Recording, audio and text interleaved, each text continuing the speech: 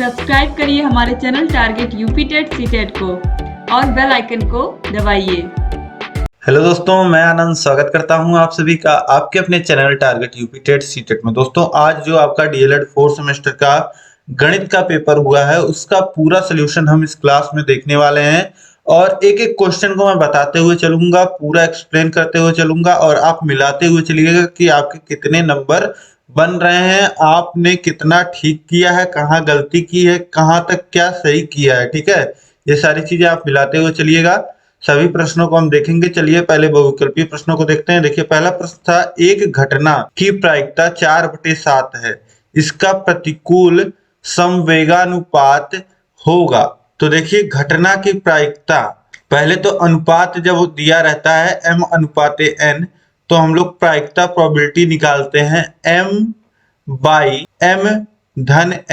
अब देखिए, ये हमें दिया गया है m/m(n) दिया गया है, यानी कि 4/7 दिया गया। m की वैल्यू 4 हो गई, m की वैल्यू 4 हो गई और n की वैल्यू यहाँ से कितनी आ जाएगी, m(n) बराबर 7 और m की वैल्यू 4, तो n की वैल्यू कितनी आ गई, 3। यानी कि अनुपात जो हो जाएगा, अनुपात का मान क्या होगा, 4/3। और यहाँ पे आपसे पूछ क्या रहा है, यहाँ पे आपसे प्रतिकूल संवेगानुपात पूछ रहा है। तो प्रतिकूल क्या हो जाएगा, प्रतिकूल अनुपात जो हो जाएगा वह हो जाएगा 3/4। तो यहाँ पे ऑप्शन 1 जो हो जाएगा ये बिल्कुल सही हो जाएगा, 3/4। इसके बाद देखिए प्रश्न संख्या 2 है, ब्रैकेट में है 1 - sin² a into 1 + tan² a। देखिए 1 - sin² a को हम लोग क्या लिख सकते हैं, आपको पता है कि sin² a plus cos² a बराबर 1 होता है। तो यहां से हम लोग cos² a बराबर क्या लिख सकते हैं, 1 - sin² a, यानी कि 1 - sin² a की जगह क्या लिखा जा सकता है,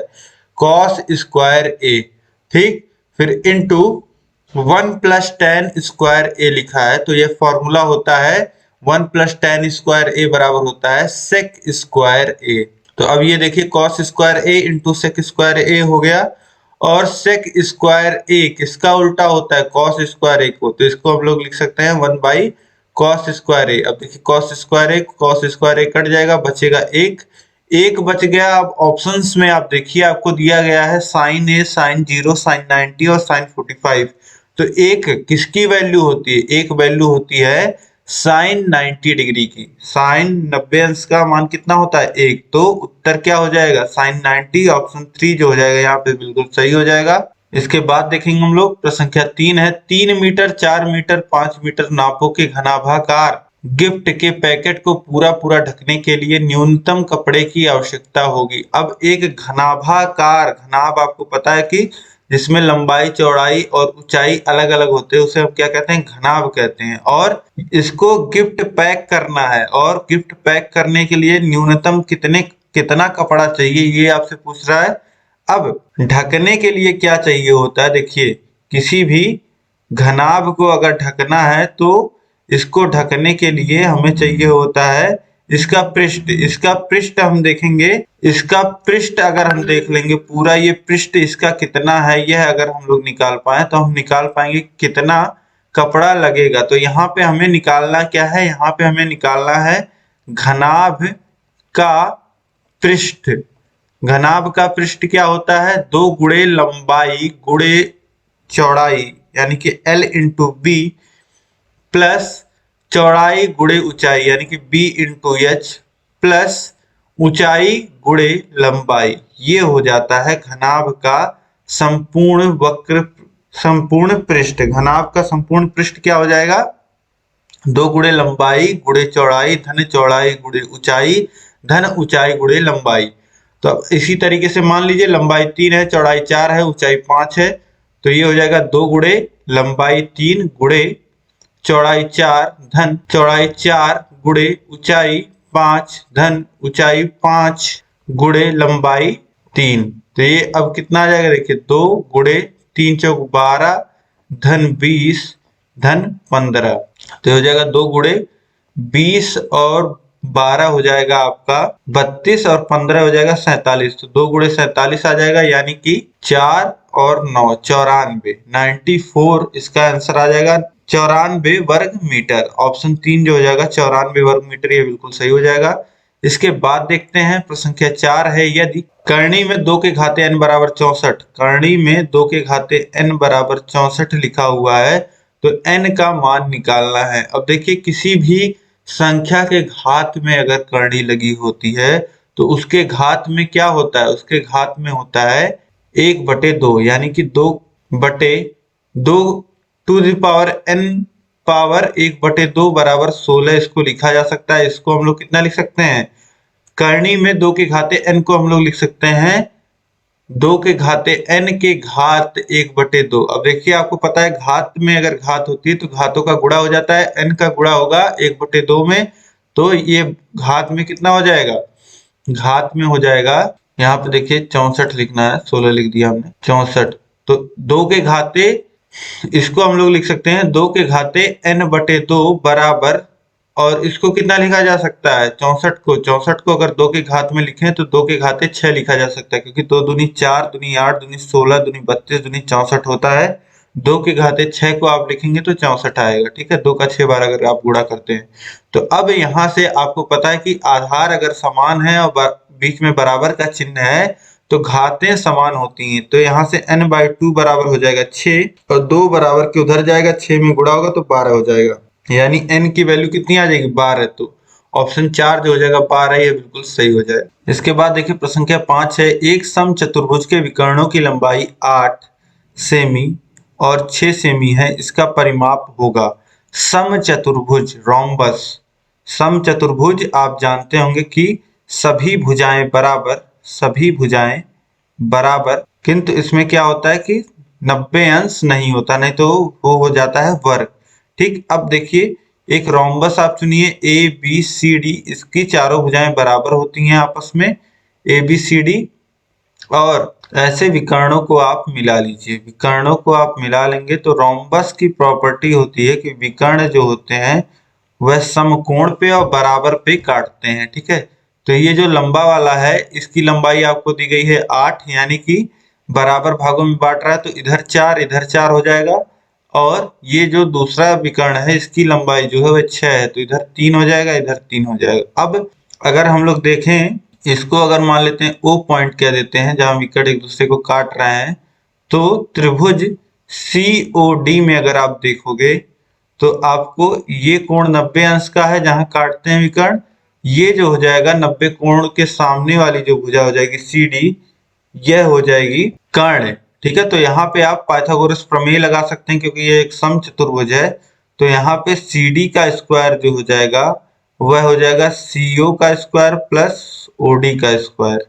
तो CD का स्क्वायर हमें निकालना है क्योंकि हमें भुजा चाहिए, हमें यहाँ पे परिमाप निकालना है, ठीक है। तो CD बराबर हो जाएगा CO यानी कि 16, CO यानी कि 4 का स्क्वायर धन OD 3 का स्क्वायर 9, तो CD बराबर हो जाएगा करणी में 25 और CD का मान जो आ जाएगा वह 5 सेंटीमीटर आ जाएगा। इसका मान आ जाएगा 5 सेंटीमीटर, और सभी भुजाएं जब बराबर होती हैं तो इसका जो परिमाप का फॉर्मूला होता है, इसका जो परिमाप होता है वह होता है 4 गुणे भुजा, यानी कि 4 गुणे 5। भुजा कितना हमने निकाला 5, तो यह आ जाएगा 20 सेंटीमीटर। वैल्यू कितनी आ जाएगी 20 सेंटीमीटर। ऑप्शन 3 जो हो जाएगा यह बिल्कुल सही हो जाएगा। इस तरीके से पांचों बहुविकल्पी आपने सही किए होंगे। यहाँ पे थोड़ा सा आपको सॉल्व करा रहा है, ठीक है, लेकिन आप बहुत एग्जैक्ट निकाल सकते हैं। यह पांचों बहुविकल्पी आपने सही किया होगा, सही बिल्कुल कोई डाउट मत रखिएगा, ये ऑप्शंस बिल्कुल सही हैं, ठीक है। अब इसके बाद हम लोग देखेंगे अतिलघुत्तरीय प्रश्नों को। देखिए अतिलघुत्तरीय प्रश्नों में पहला है, यदि किसी घनाकार गड्ढे का आयतन 13.824 घन मीटर हो तो उस गड्ढे की गहराई ज्ञात कीजिए। अब देखिए जैसा कि कह रहा है कि घनाकार है गड्ढा, तो आयतन कितना होगा, आयतन बराबर होगा a क्यूब, और आयतन का मान आपको दिया गया है, यानी a क्यूब की वैल्यू आपको दी गई है 13.824, तो a बराबर कितना हो जाएगा क्यूब रूट ऑफ 13.824। अब देखिए आपको पता है कि 2 का क्यूब होता है 8 और 3 का क्यूब होता है 27। अब इन्हीं दोनों के बीच में 2 और 3 के बीच में यह वैल्यू आएगी।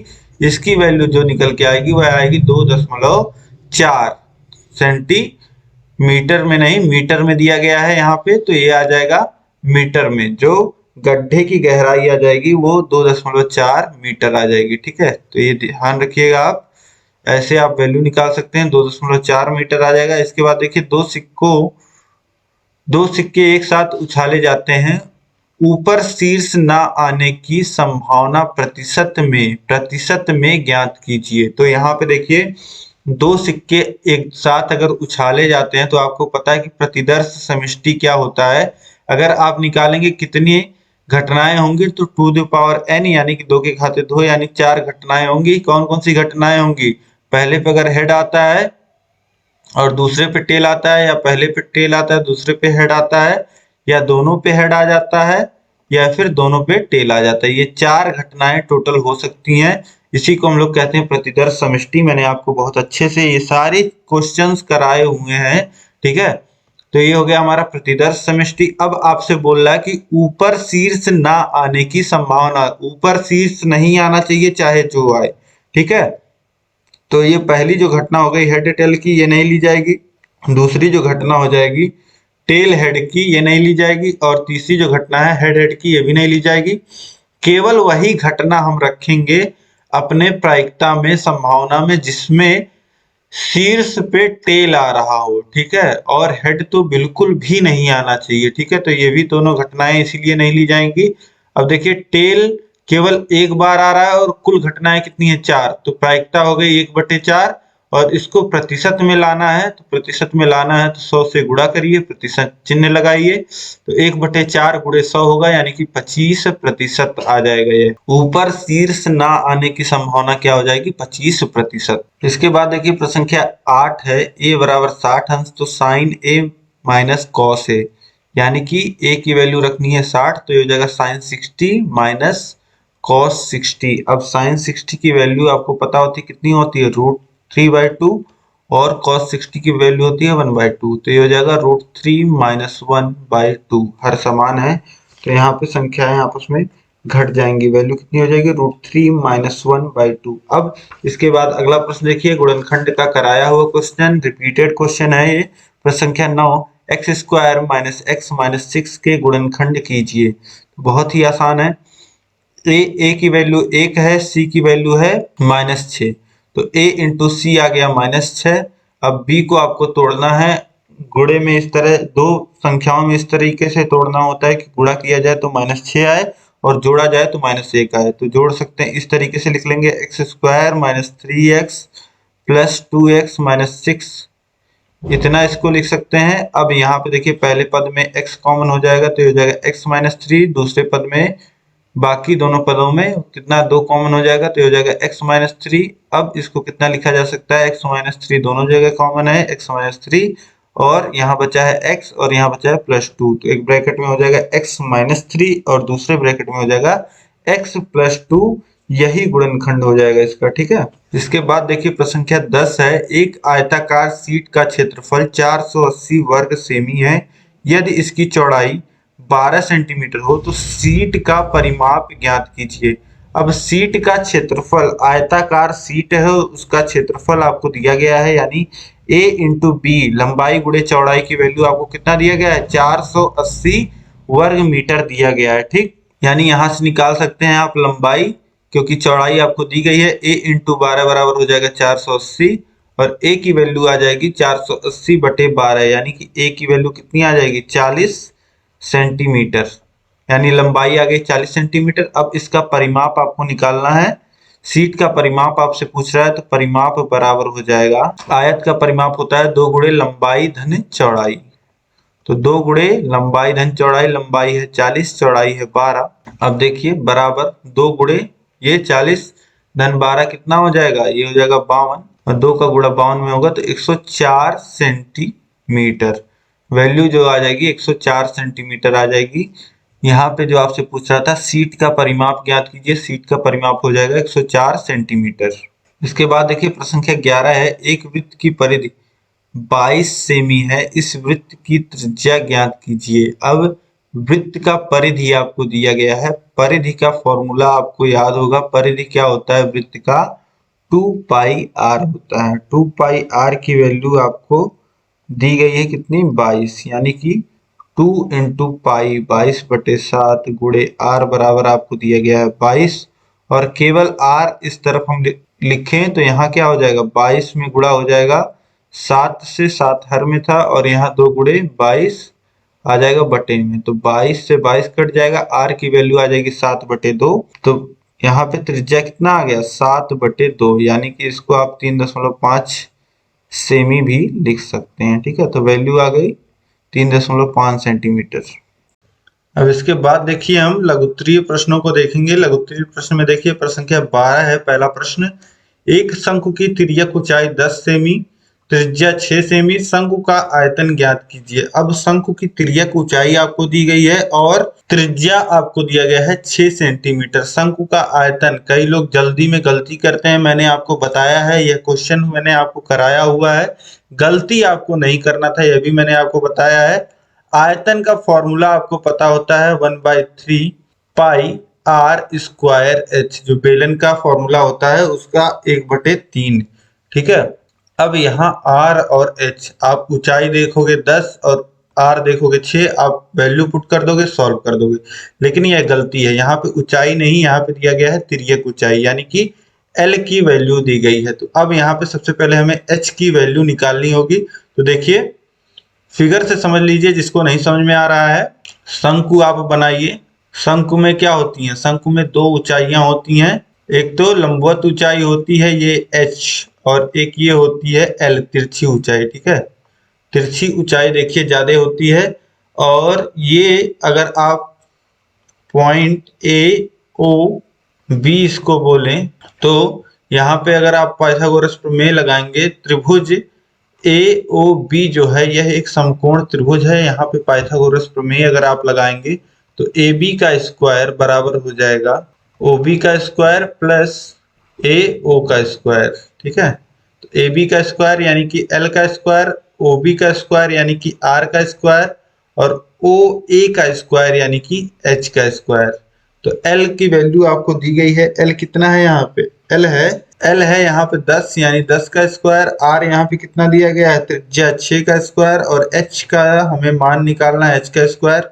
तो एच का स्क्वायर हो जाएगा 100 माइनस 36, 10 का स्क्वायर 100 और 6 का स्क्वायर 36, तो एच का स्क्वायर हो जाएगा √64, और वैल्यू आ जाएगी एच की 8। अब यहाँ से आप निकालिए वॉल्यूम, आपसे आयतन पूछ रहा है शंकु का, तो v बराबर 1/3 पाई आर स्क्वायर एच।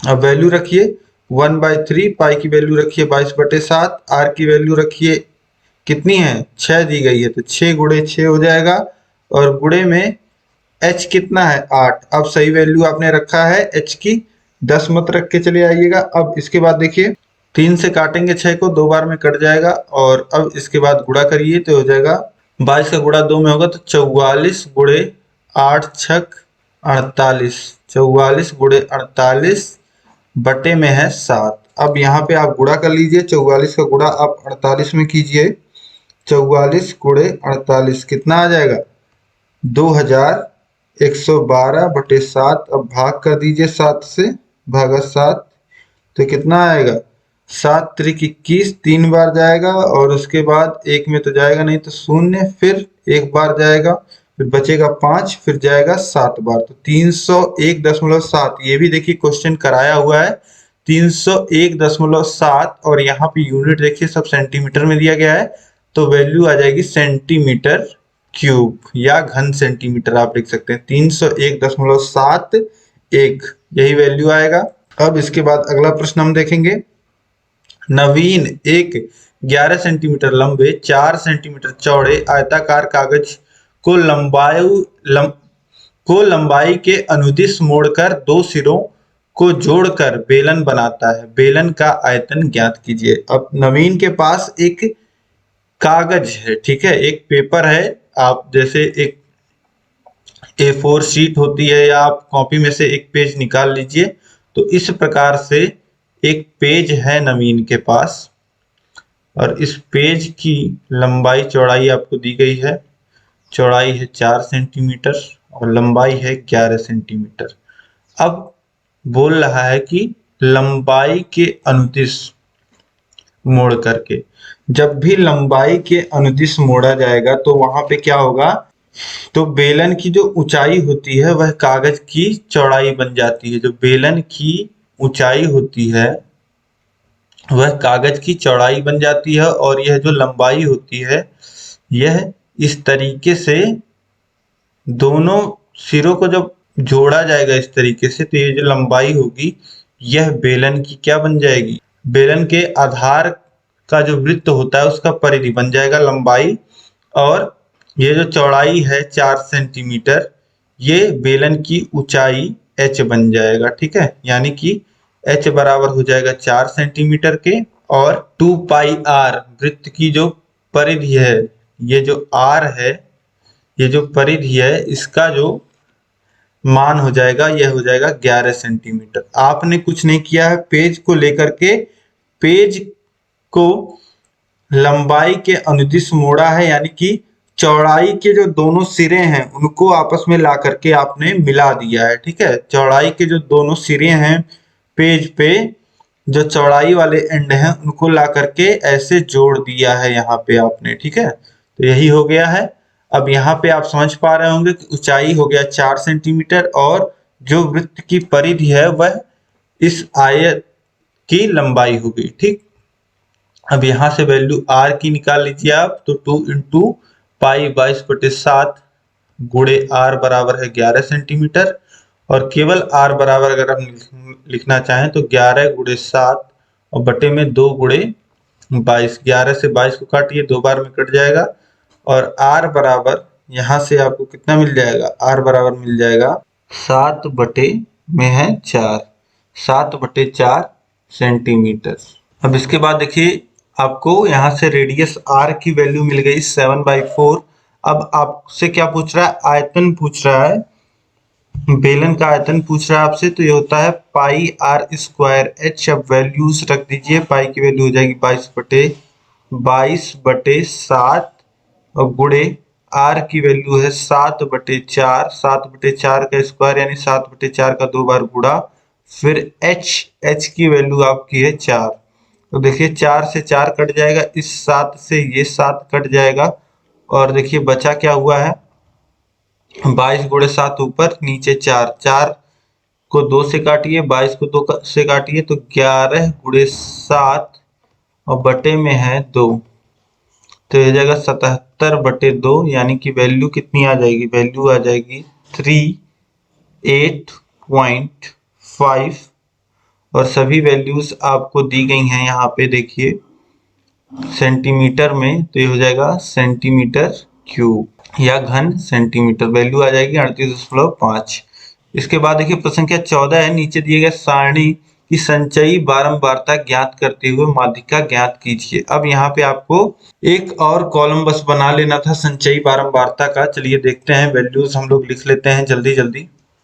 देखिए यहाँ पे पद का नाम आपको दिया गया है, एक कॉलम और आपको जोड़ना था, पद का नाम और बारंबारता आपको दी गई है, आपको एक कॉलम और बनाना था संचयी बारंबारता का। ठीक है, अब पद का नाम देखिए, पद कौन कौन से दिए गए हैं आपको, 4 दिया गया है, 6 दिया गया है, 8 दिया गया है, 10 दिया गया है, 12 दिया गया है, 14 दिया गया है, 16 दिया गया है और 17 दिया गया है। ठीक है, ये आपको पद दिए गए हैं।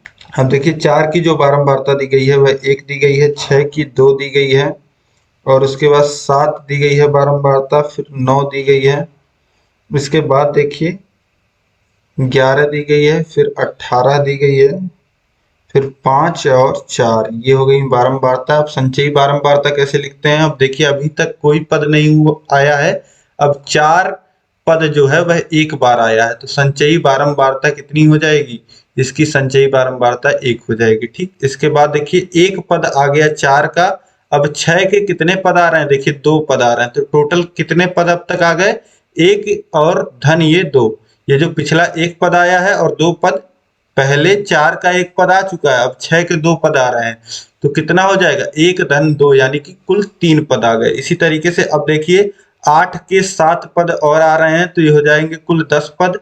इसके बाद देखिए 9 पद अब आ रहे हैं 10 के, तो हो जाएगा 19। ठीक है, इस तरीके से अब इसके बाद देखिए 12 के 11 पद आ रहे हैं, तो ये हो जाएगा टोटल 30। इसके बाद देखिए 14 के 18 पद आ रहे हैं, तो ये हो जाएगा 48। फिर इसके बाद देखिए 16 के 5 पद आ रहे हैं, तो ये हो जाएगा 53। फिर इसके बाद देखिए 17 के 4 पद आ रहे हैं, तो ये कितना हो जाएगा, ये हो जाएगा 57। टोटल यहाँ पे जो पद आ रहे हैं वह कितना आ रहे हैं, 57 आ रहे हैं, 57 पद आ रहे हैं। और बारंबारता को भी आप जोड़ेंगे तो 57 आएगा, और 57 पद जब आ रहे हैं तो यह एक विषम संख्या है, तो माध्यिका का जो फॉर्मूला लगेगा वह विषम पर लगेगा। विषम माध्यिका यानी कि n धन 1 बटे 2वां पद। n की वैल्यू कितनी है, 57। कितने पद हैं, 57, तो 57 धन 1 बटे 2 यानी कि वां पद, यह आप याद रखिएगा। तो अब देखिए 58 बटे 2, 58 बटे 2 कितना आ जाएगा, ये आ जाएगा 29वां पद। ठीक, 29वां पद।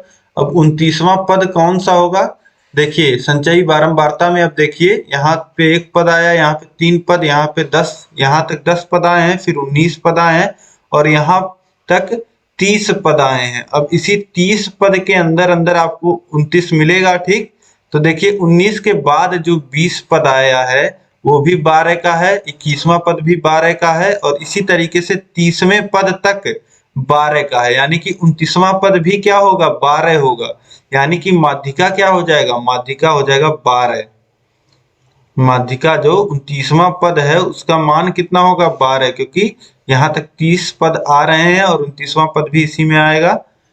ठीक है, तो 12 वैल्यू हो जाएगी माध्यिका की। इसके बाद देखिए, इसके बाद है प्रश्न संख्या 15, वह छोटी से छोटी प्राकृतिक संख्या ज्ञात कीजिए जिसे 1,94,499 में से घटाने पर भागफल पूर्ण वर्ग हो जाए। तो ये भी कराया हुआ क्वेश्चन है, बस थोड़ा सा लास्ट में इकाई के स्थान में बस परिवर्तन है, और कोई परिवर्तन है ही नहीं। यह कराया हुआ प्रश्न है। देखिए किस तरीके से मैंने आपको बताया था कि आपको कैसे पता चलेगा। देखिए छोटी से छोटी प्राकृतिक संख्या जिसे 1,94,499 में से घटाने पर भागफल पूर्ण वर्ग हो जाए। भागफल हमें पूर्ण वर्ग चाहिए। ठीक है, तो पूर्ण वर्ग कोई संख्या है कि नहीं है, या पूर्ण वर्ग हम लोग निकालते कैसे हैं, यह हमें यही यहाँ पे अप्लाई करना होता है। मैंने आपको करके बताया है, यह क्वेश्चन हमने डिस्कस किया है।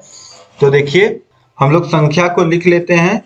संख्या कितनी है, 1,94,099, लेकिन इस तरीके से नहीं, हम दो दो के पेयर में इसको लिखते हैं, क्योंकि दो दो का पेयर हमको बनाना रहता है। दाएं से बाएं और हम लोग बनाते हैं, तो दो दो का पेयर बन गया। अब देखिए जो पहला पेयर है वह है 19। अब हमें 19 के आसपास की वह संख्या चाहिए, 19 के बराबर या 19 से कम वह संख्या चाहिए जो पूर्ण वर्ग है। तो 16 पूर्ण वर्ग होती है, तो 16 किसका पूर्ण वर्ग होती है, 4। तो 4 से भाग दिया जाएगा, 4 बार जाएगा, और यहाँ आ जाएगा 16। वो 16 में से घट जाएगा तो आएगा 3। अब देखिए 4 बार गया है, और फिर यहाँ 4 जुड़ जाएगा, तो ये हो जाएगा 8, और इकाई का स्थान हम लोग खाली छोड़ेंगे। अब देखिए 44 यहाँ नीचे उतर आएगा।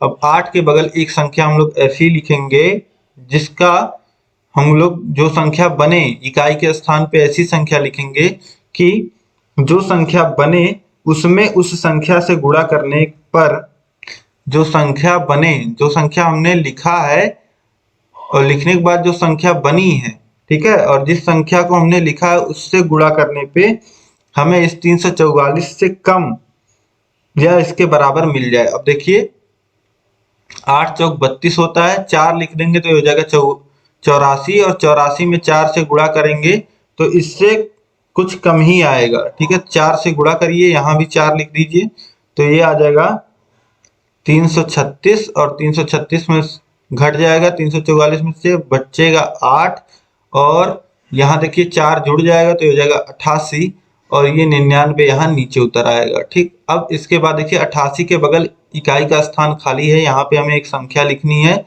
जो 899 के बराबर या छोटी हो। ठीक है, अब 1 लिख देंगे तो ये संख्या बनेगी 881। यहाँ 881 आ जाएगा। 1 यहाँ ऊपर लिख देंगे क्योंकि एक बार गया है और 1 जुड़ जाएगा। अब घटाइए तो यहाँ जाएगा 8 और 1 18।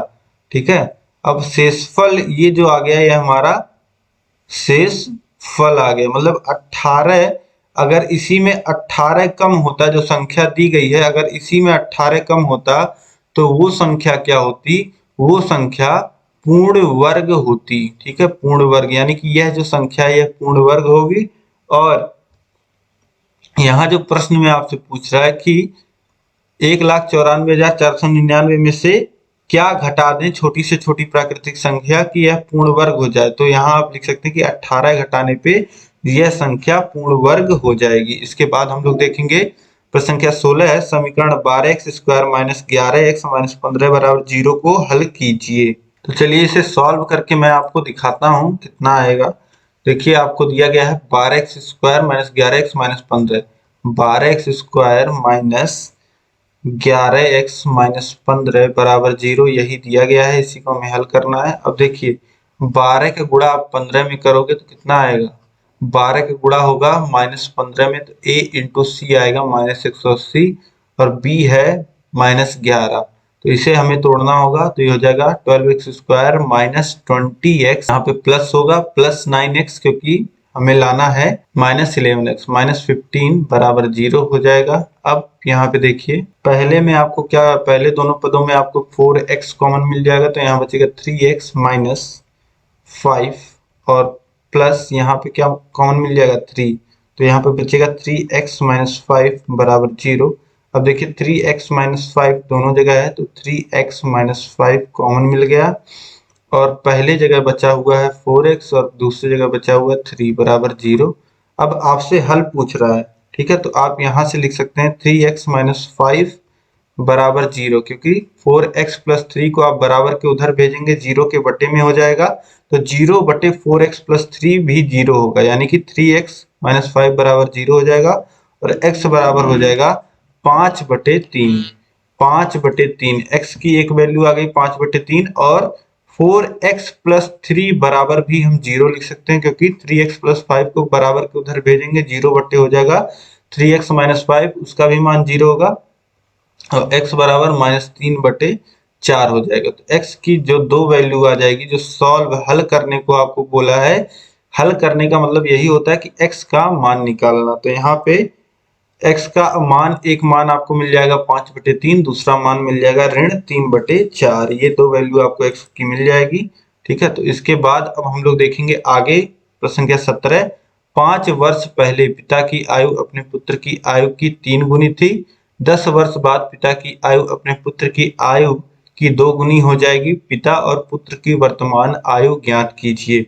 बोल रहा है कि 5 वर्ष पहले जो पिता की आयु थी वह पुत्र के आयु की 3 गुनी थी, और अगर बात की जाए 10 वर्ष बाद की तो जो पिता की आयु होगी वह पुत्र के आयु की 2 गुनी हो जाएगी। ठीक है, तो आपसे वर्तमान आयु पिता और पुत्र की पूछ रहा है, तो चलिए देखते हैं किस प्रकार से निकालेंगे। देखिए सबसे पहले हम लोग मान लेते हैं, माना पुत्र की वर्तमान आयु x है और इसी तरीके से माना पिता की वर्तमान आयु y है। पुत्र की वर्तमान आयु x और पिता की वर्तमान आयु y। अब देखिए प्रश्न में दो समय की बात कर रहा है, 5 वर्ष पहले की बात कर रहा है।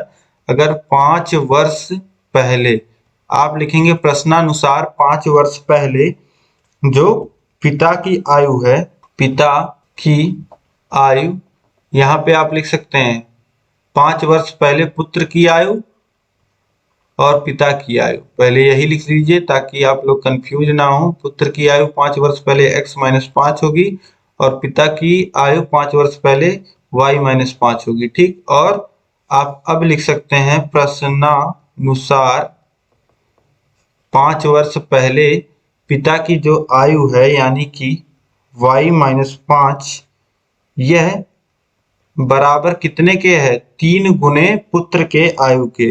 पुत्र की आयु 5 वर्ष पहले कितनी है, x - 5, तो यहाँ से 5 वर्ष पहले पिता की आयु पुत्र के आयु की 3 गुनी थी, इसका हम लोग समीकरण बना ले रहे हैं यहाँ पे। ठीक है, तो y माइनस 5 बराबर हो जाएगा 3x माइनस 15, और अगर आप लिखना चाहें तो लिख सकते हैं 3x माइनस वाई माइनस 10 बराबर 0, क्योंकि +5 हो जाएगा उधर जाकर के और -15 में से घट जाएगा। तो ये हमारा मिल गया पहला समीकरण। और दूसरा, अगर बात की जाए 10 वर्ष पहले की, 10 वर्ष बाद की, इसके बाद 10 वर्ष बाद की बात की जा रही है, तो 10 वर्ष बाद पुत्र की आयु कितनी हो जाएगी? पुत्र की आयु हो जाएगी x धन 10, और पिता की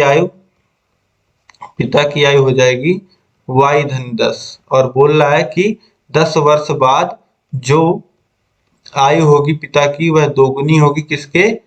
पुत्र के आयु की। पुत्र की आयु x धन 10 हो जाएगी 10 वर्ष बाद, तो y धन 10 बराबर हो जाएगा 2x धन 20। ठीक, अब यहां से आप लिख सकते हैं 2x माइनस वाई प्लस 10 बराबर 0 के। ये हमारा दूसरा समीकरण हो गया। 2 अननोन हो गए हमारे x और y, और 2 समीकरण हमें पता है, तो यहाँ से हम दोनों समीकरणों को आसानी से हल कर सकते हैं। अब देखिए, समीकरण 1 माइनस समीकरण 2 अगर हम कर लेते हैं, तो यहाँ से हमें बहुत ही आसानी से वैल्यूज सारी मिल जाएंगी। तो पहला समीकरण है यहाँ पे हमारा, देखिए 3x माइनस वाई माइनस 10 बराबर 0, और दूसरा समीकरण है 2x माइनस वाई प्लस 10 बराबर 0। अब देखिए y, कोई एक कोफिशिएंट हमें बराबर करना रहता है। ठीक है, अब देखिए यहाँ पे y के जो कोफिशिएंट हैं दोनों ही -1 हैं, तो घटा दीजिए। यहाँ जहाँ प्लस का +2x है तो -2x हो जाएगा, माइनस y है तो प्लस y हो जाएगा, और +10 है तो -10 हो जाएगा। अब देखिए यहाँ पे हो जाएगा x, 3x में से 2x घटेगा, x आएगा, और y से y कैंसिल हो जाएगा, x माइनस 20 बराबर 0 आ जाएगा, और x बराबर आ जाएगा 20। यानी कि पुत्र की वर्तमान आयु आपको मिल गई 20 वर्ष। अब x की वैल्यू किसी एक समीकरण में रख दीजिए, दूसरे में ही रख देते हैं, तो x बराबर 2 गुणे 20 यानी कि 40 माइनस y धन 10 बराबर 0, और y बराबर लिख सकते हैं 40 धन 10 यानी कि 50। तो पिता की वर्तमान आयु 50 आ गई, पुत्र की वर्तमान आयु 20 आ गई। तो इस तरीके से आप निकाल सकते थे बहुत आसानी से। इसके बाद हम लोग देखेंगे लास्ट क्वेश्चन है यहाँ पे, प्रश्न संख्या 18। पार्श्व चित्र में O वृत्त का केंद्र है और ABCD एक चक्रीय चतुर्भुज है। कोण ADC 140 अंश है, तो कोण BAC का मान ज्ञात कीजिए। यहाँ पे कुछ नहीं, बहुत ही आसान प्रश्न है। मैंने आपको सभी जो नियम होते हैं चक्रीय चतुर्भुज के और जो वृत्त में त्रिभुज बनता है, इसका नियम मैंने आपको बताया हुआ है। यहाँ पे आपको कुछ नहीं करना था, यहाँ पे बस आपको दर्शा देना था। देखिए ये जो कोण होगा, कोण ACB, यह त्रिभुज ABC जो है, इसमें अर्धवृत्त पे बना कोण है। यह आप इसको लिख सकते हैं सीधे सीधे 90 अंश, क्योंकि यह अर्धवृत्त में बना कोण है। आप देख पा रहे हैं कि AB जो है यह व्यास है, तो यह क्या है?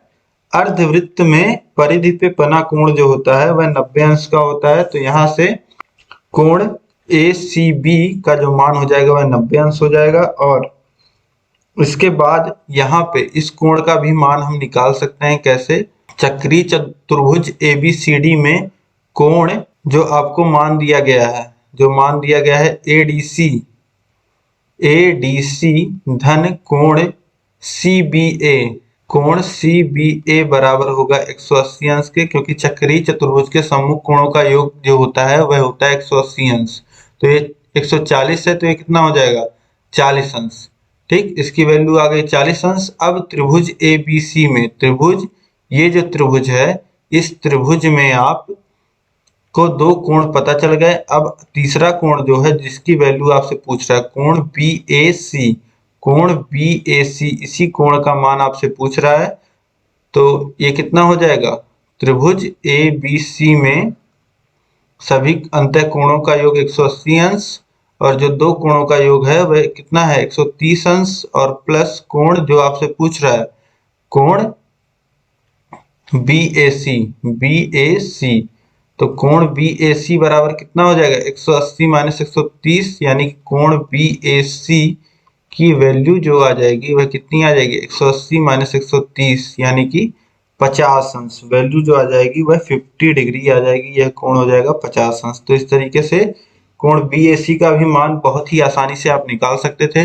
तो पूरा पेपर मैंने बिल्कुल सही सही आप सभी को सब कुछ यहाँ पे सारे वैल्यू सारे क्वेश्चन सही हैं। कहीं भी अगर कोई डाउट होगा तो आप कमेंट सेक्शन में चेक कर लीजिएगा, कोई भी करेक्शन होगा तो कमेंट सेक्शन में आएगा, ठीक है, पिन्ड कमेंट में दे दूंगा मैं। वैसे कोई करेक्शन है नहीं इस पेपर में, तो अधिक से अधिक आप इसको शेयर करिए ताकि सभी लोग अपना पेपर मिला पाएं। और इस वीडियो को आप लाइक करिए और चैनल को अभी तक अगर आपने सब्सक्राइब नहीं किया है तो चैनल को सब्सक्राइब कर लीजिए और बगल में बेल आइकन होगा उस पर ऑल सेलेक्ट कर लीजिएगा ताकि इन सभी नोटिफिकेशंस आपको मिल पाए। और सभी 4th सेमेस्टर के पेपर सॉल्व करा दिए गए हैं, सभी विषयों को पहले पढ़ाया भी जा चुका है, तो सभी चीजें आप जान रहे हैं।